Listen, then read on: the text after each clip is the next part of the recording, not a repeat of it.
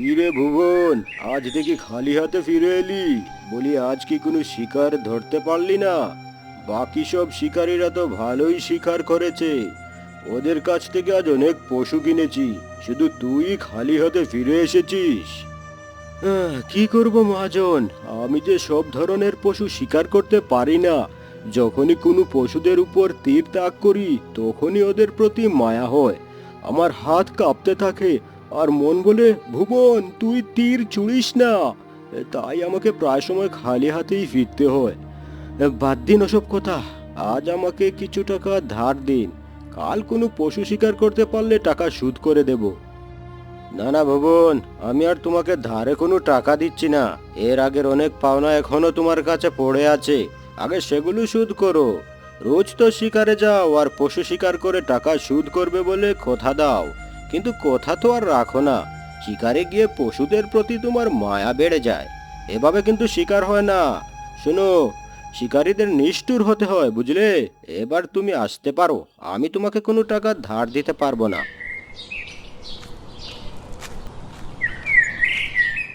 কি ভুবন, কি অবস্থা? শিকার থেকে কখন ফিরলে?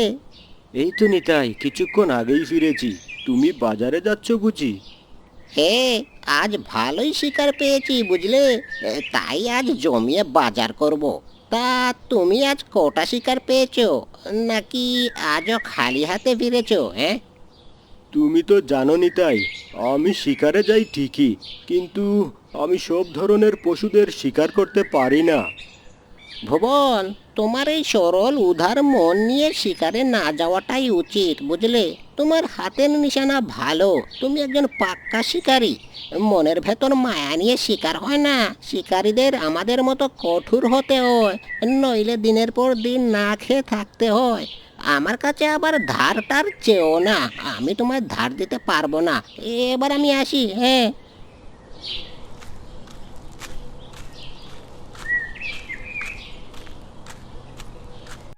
বাবা শুনছো, আমি জঙ্গলে যাচ্ছি শিকার করতে, দেখি আজ কোন পশু বা পাখি আমার নিষ্ঠুরতার শিকার হয়।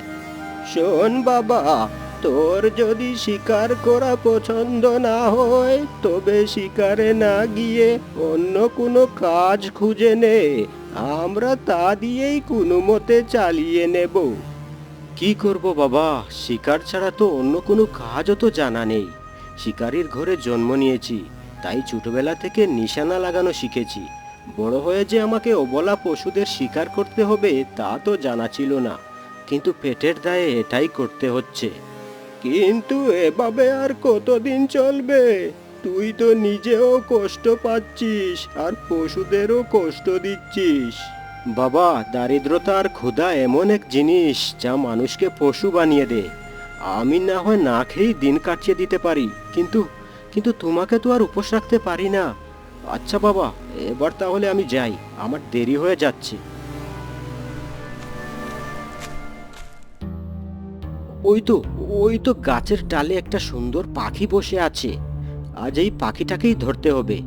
আমাকে মাফ করে দিস পাখি, আমি কিন্তু নিরুপায়। ঘরে বুড়ো বাবা আর আমার পেট চালানোর জন্য তোকে আজ ধরতেই হবে। এবার তাহলে ফাঁদ পেতে যাই।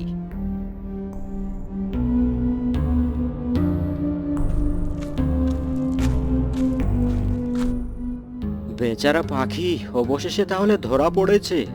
আমি কতই না নিষ্ঠুর, অবলা প্রাণীদের বাজারে বিক্রি করে নিজের ঘর চালাতে হচ্ছে। একে বিক্রি করে দু একদিন চলবে ঠিকই, কিন্তু দুদিন পর আবারও কোনো অবলা প্রাণীকে এভাবে শিকার করতে হবে। ধিক্কার জানাই আমি আমার এই জীবনকে, আমি এসব একদমই করতে চাই না। বাবা, শুয়ে আছো কেন? খাবে চলো। না রে ভুবন, আমি খাবো না, গায়ে জ্বর এসেছে, খাবারে একদম রুচি নেই। এ কি, শরীর তো জ্বরে পুড়ে যাচ্ছে। দাঁড়াও, দাঁড়াও, আমি এক্ষুনি কবিরাজ মশাইকে ডেকে আনছি।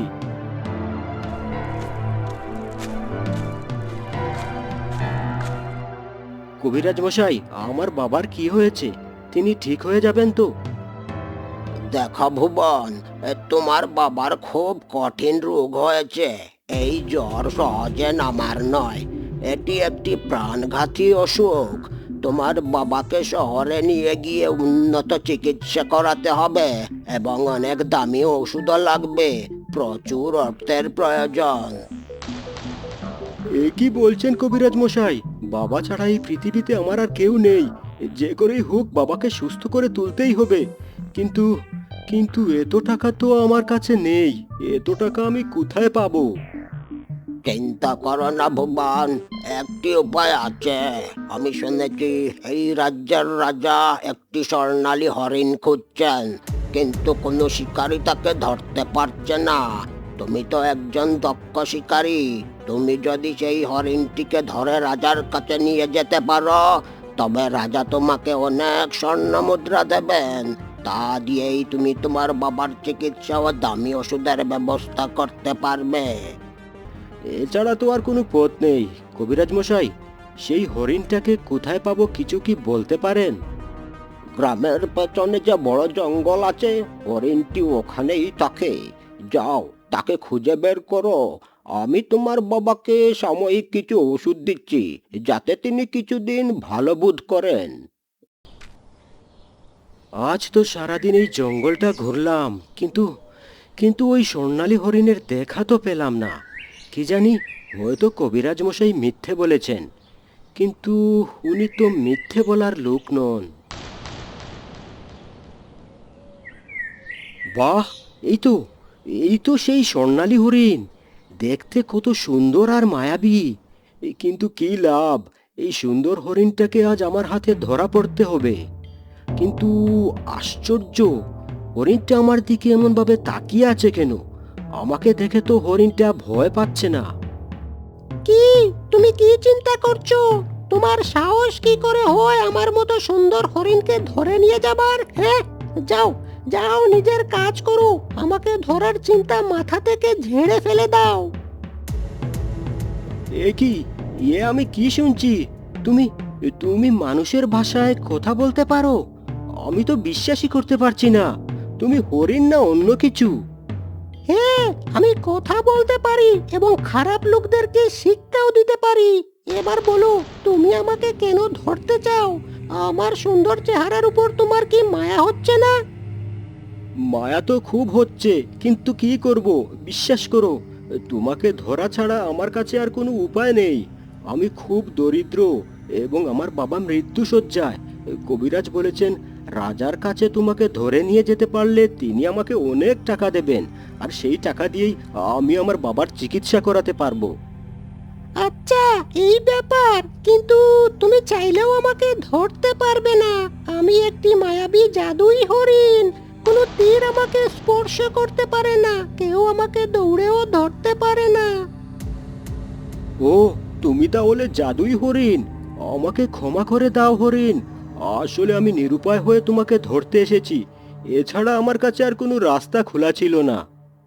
তোমার এই নিরুপায় আর অসহায়ত্ব অবস্থা দেখে আমি তোমাকে সাহায্য করতে চাই। জঙ্গলের ওই পাশে একটি রহস্যময় গুহা আছে, যার ভেতরে অনেক গুপ্তধন আছে।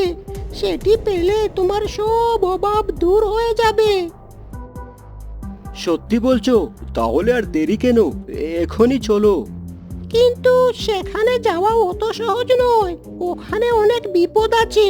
তবে আমিও তোমার সাথে যাব।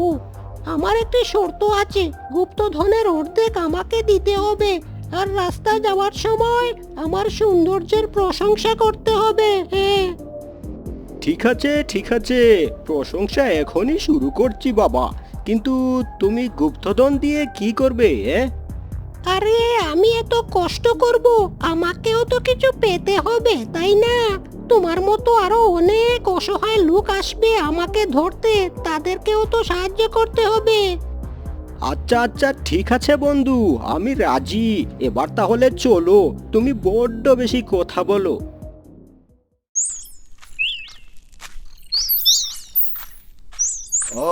কে আছো? আমাকে একটু সাহায্য করো। আমি আমি একটা গাছের ডালে চাপা পড়েছি। আশেপাশে কেউ আছো? আমাকে একটু সাহায্য করো। শুনেছো, জঙ্গলে কেউ মনে হয় বিপদে পড়েছে। চলো চলো গিয়ে দেখে আসি কে এমন ভাবে চিৎকার করছে।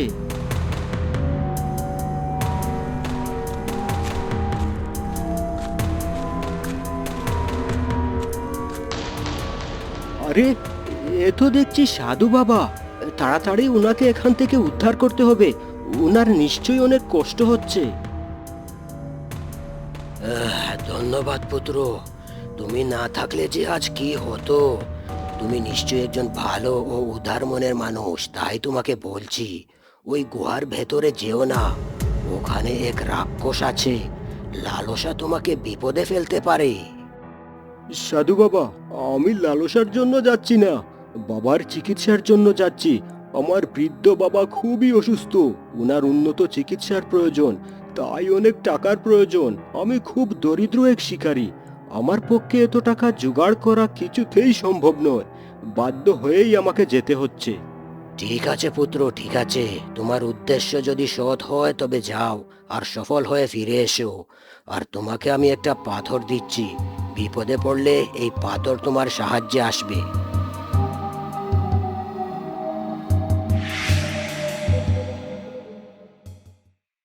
এই তো সেই গুহা।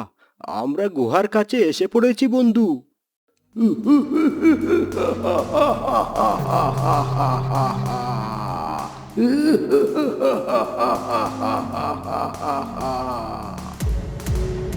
আরে, এটা কিসের হাসি? আর এই হাসি কোথা থেকে আসছে? মনে হয় এই হাসিটা ওই গুহার ভেতর থেকেই আসছে। এখন কি করব হরিণ বন্ধু? কি হলো বন্ধু, ভয় পেয়ে গেলে নাকি? এতক্ষণ তো খুব সাহস দেখিয়ে আসছিলে, ভয় পেলে চলো এখান থেকে এখনই চলে যাই। না না, আমি কাউকে ভয় পাই না। চলো চলো তো গুহার ভেতরে যাই। আরে এ কি এখানে আগুন কোথা থেকে আসলো? এবার তাহলে কি হবে? এই আগুন নিভাবো কিভাবে?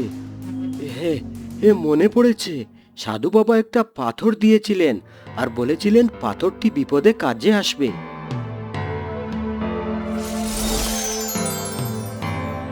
আরে বাহ, আগুন তো দেখছি সত্যি সত্যি নিভে গেল। সাধু বাবার পাথরে তো জাদু আছে দেখছি। এবার চলো বন্ধু, গুহার ভেতরে যাই। শুনো, খুব সাবধানে কিন্তু যেতে হবে।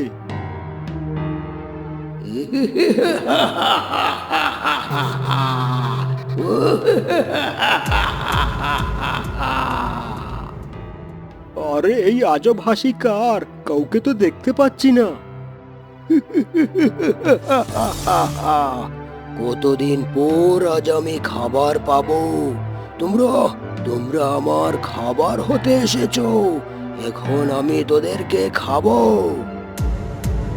চলো হরিণ, তাড়াতাড়ি এখান থেকে চলো, নইলে এই রাক্ষস আমাদেরকে খেয়ে ফেলবে। তাড়াতাড়ি এখান থেকে চলো। আরে, আমার শিকার কোথায় গেল? আমি অনেক বছর ধরে ক্ষুধার্ত, আমি আমার খাবার চাই। কোথায় পালিয়ে গেলি তোরা? আরে আরে, এখন বিপদে পড়লাম। শুনেছি এই গুহায় এক রাক্ষস থাকে, কিন্তু রাক্ষস যে এতটা ভয়ানক হবে তা তো জানা ছিল না। ঠিকই বলেছ তুমি, কিন্তু এখন এই বিপদ থেকে কিভাবে মুক্তি পাবো সেটাই ভাবো। ওরে বাবা, এ আবার কোন বিপদ সামনে এলো? ভয় পেও না আমাকে, আমি তোমাদের সাহায্য করতে এসেছি। এই রাক্ষস তোমাদের কিছুই করতে পারবে না, আমি এই গুহার গুপ্তধনের রক্ষক। কিন্তু তুমি আমাদের কেন সাহায্য করবে? আর এই রাক্ষসী বা কে? এই রাক্ষস আসলে একজন অভিশপ্ত রাজকুমার, তার নাম ছিল রাজকুমার করুণ। সে নিরপরাধ পশুদের শিকার করে আনন্দ পেত। এক সাধু তাকে বারণ করেছিলেন, কিন্তু রাজকুমার তাকে অপমান করেন। সাধু রেগে গিয়ে তাকে রাক্ষস হওয়ার অভিশাপ দেন। এরপর থেকে রাজকুমার রাক্ষস হয়ে এই গুহায় বন্দী হয়ে আছে। উনাকে কি মুক্ত করা যাবে না? যাবে। তোমার সাথে যে স্বর্ণালী হরিণ আছে সে সাধারণ কেউ নয়। তুমি রাক্ষসকে ডাকো, যখন সে সামনে আসবে তখন এই হরিণকে হা করতে বলো। হরিণের মুখ থেকে তখন মায়াবী আলোর রশি বের হবে। হরিণের মায়াবী আলোয় রাজকুমার অভিশাপ মুক্ত হবে। না না বাবা, তোমরা কি আমাকে রাক্ষসের খাবার বানাতে চাও? ওই রাক্ষসকে আমার খুব ভয় করে। ভয় পেও না হরিণ, ওই রাক্ষস তোমার কিছুই করতে পারবে না। আমরা তোমার কোনো ক্ষতি হতে দেব না। তোমার সাহায্য ছাড়া ওই রাক্ষস কখনো আসল রূপে ফিরে আসবে না। রাক্ষস যখন রাজকুমারের চেহারায় ফিরে আসবে তখন কি হবে? তখন রাজকুমার তার প্রাসাদে ফিরে যাবে আর তুমি তোমার গুপ্তধন পেয়ে যাবে। করুন, আমি এখানে, তুমি আমার সামনে এসো, আমার সামনে এসো করুন, দেখো আমি এখানে। এখনই আসছি, তুই এখানেই দাঁড়া। তোর মতো বোকা আমি আর দুটো দেখিনি। আমায় ডেকে বড্ড ভুল করেছিস তুই।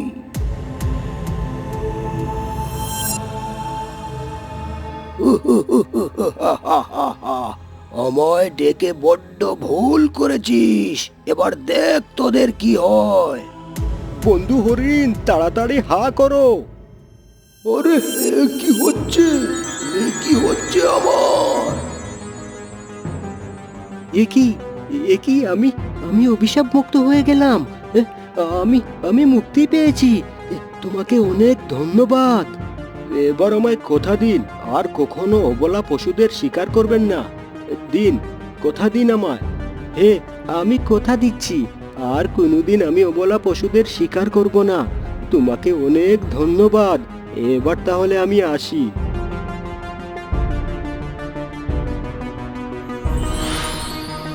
ভুবন, তুমি অনেক বড় কাজ করেছো। রাজকুমার ও আমাকে দুজনকেই অভিশাপ মুক্ত করেছো।